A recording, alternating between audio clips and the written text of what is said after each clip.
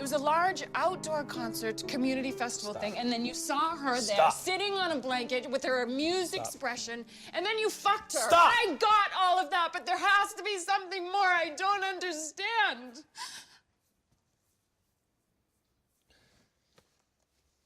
How could you do it? We were in love. No, we weren't.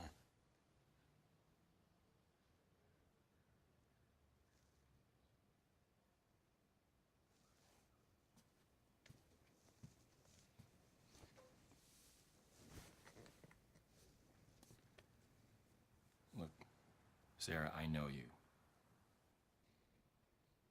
I'm aware of how all this sounds and can well imagine the judgments you're forming, but if I'm really to explain this to you, then I have no choice but to be candid. Yes, it was a pickup, plain and simple, and she was what one might call a granola cruncher, a hippie. And she was straight out of Central Casting. The sandals, flamboyantly long hair, financial support from parents she reviled, and some professed membership in a apostrophe-heavy Eastern religion that I would defy anyone to pronounce correctly. Look, I'll just bite the political bullet and confess that I classified her as a strictly one-night objective, and that my interest in her was due almost entirely to the fact that, yes, she was pretty. She was sexually attractive. She was sexy. And there was really nothing more complicated or noble than that. And having had some prior dealings with the Cruncher genus, I think the one-night proviso was due mostly to the grim unimaginability of having to talk with her for more than one night. Whether or not you approve, I think we can assume you understand. And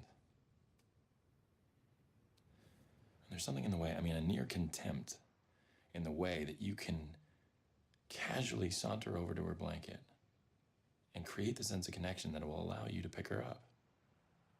And you almost resent the fact that it's so goddamn easy. How exploitative you feel that it is so easy to get this type to regard you as a kindred soul. You almost know what's going to be said before she even opens her mouth. Okay. So now, there we are in my apartment. And she begins going on about her religious views, her obscure denomination's views on energy fields and connections between souls via what she kept calling focus. In response to some sort of prompter association, she begins to relate this anecdote.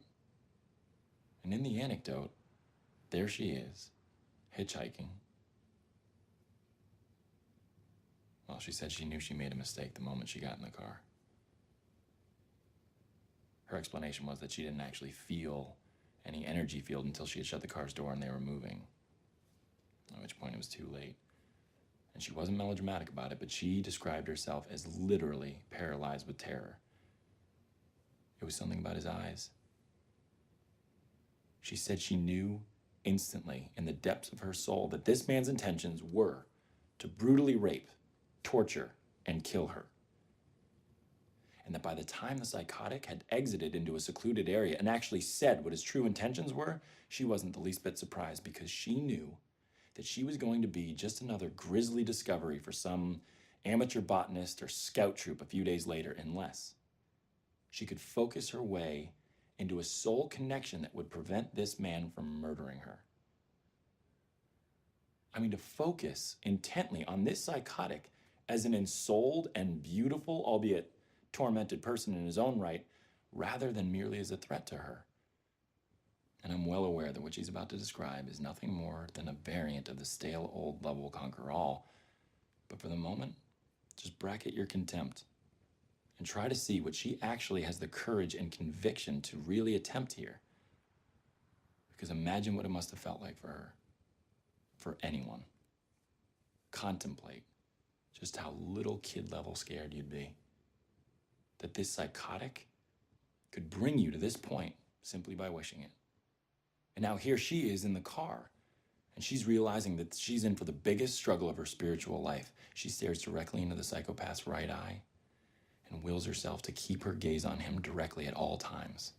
And the effects of her focus She says that when she was able to hold her focus, this psychopath behind the wheel would gradually stop ranting and become tensely silent, and she wills herself not to weep or plead, but merely to use focus as an opportunity to empathize.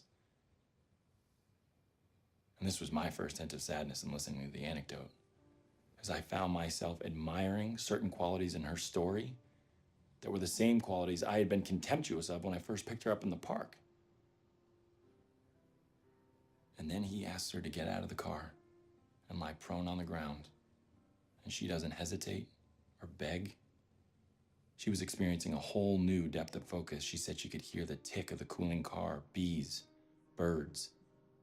Imagine the temptation to despair and the sound of carefree birds, only yards from where you lay breathing in the weeds.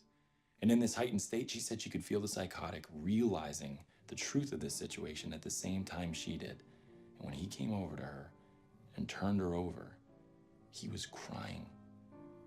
And she claimed it took no effort of will to hold him as he wept, as he raped her.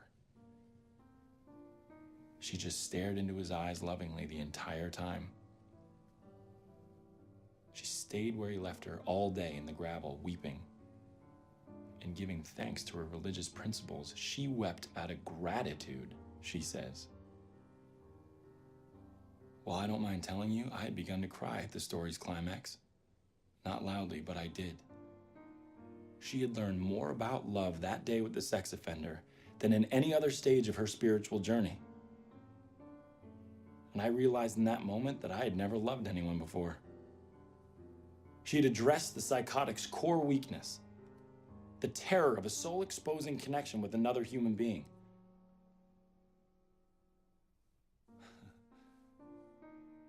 Nor is any of this all that different than a man sizing up an attractive girl at a concert and pushing all the right buttons to induce her to come home with him, and lighting her cigarettes and engaging in an hour of post-coital chit-chat, seemingly very content and close.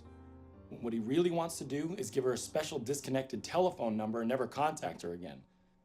And that the reason for this cold and victimizing behavior is that the very connection that he had worked so hard to make her feel terrifies him.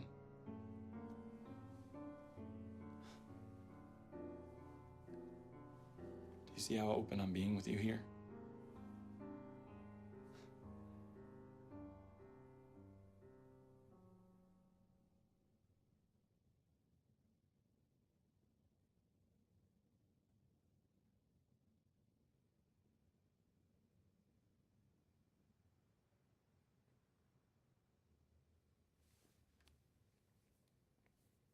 Well, I know I'm not telling you anything that you haven't already decided that you know.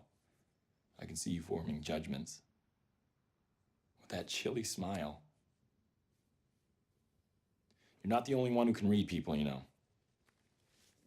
And you know what? It's because of her influence that I am more sad for you than pissed off. Because the impact of this story was profound, and I'm not even going to begin to describe it to you. Can you imagine how any of this felt? To look at her sandals across the room on the floor and remember what I had thought of them only hours before. And I'd say her name and she'd say, "What?" And I'd say her name again. Well, I'm not embarrassed. I don't care how this sounds to you now. I mean, can you see how I could not just let her go after this? I grabbed onto her skirt and I begged her not to leave. And then I watched her gently close the door and walk off barefoot down the hall. And never seeing her again. That it didn't matter that she was fluffy or not terribly bright. Nothing else mattered. She had all of my attention. I had fallen in love with her. I believed that she could save me.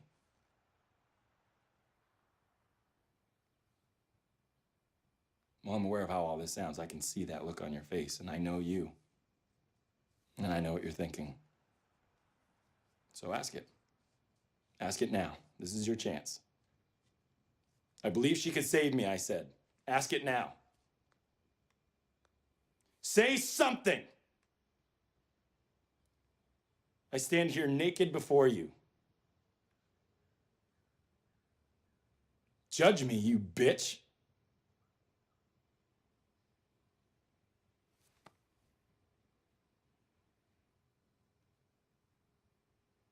You happy now?